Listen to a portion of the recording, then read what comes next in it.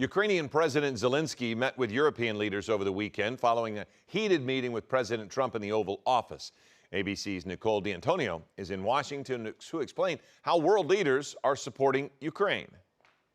This morning, world leaders standing behind Ukraine and promising to do more to help the nation. European leaders meeting with Ukrainian President Zelenskyy over the weekend for a high-stakes emergency summit on Ukraine. Can you patch things up with Donald Trump? The U.S. notably absent following Zelensky's fiery Oval Office meeting with President Trump and Vice President Vance on Friday. You're gambling with the lives of millions of people. You're gambling with World War III.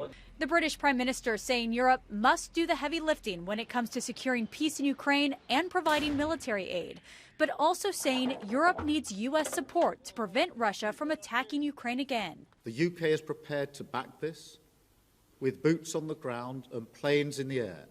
Together with others, Europe must do the heavy lifting. But to support peace in our continent and to succeed, this effort must have strong US backing. It was all smiles and handshakes when Zelenskyy met with King Charles. However, in Washington, reaction was mixed, mostly along party lines. Well, something has to change.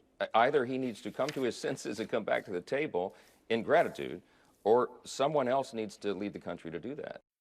The back half of that meeting ended up just being the Kremlin literally driving the message of the White House. It is a sad day in America when we are getting closer and closer to Russia, a brutal dictatorship, and we are getting further and further away from democratic allies.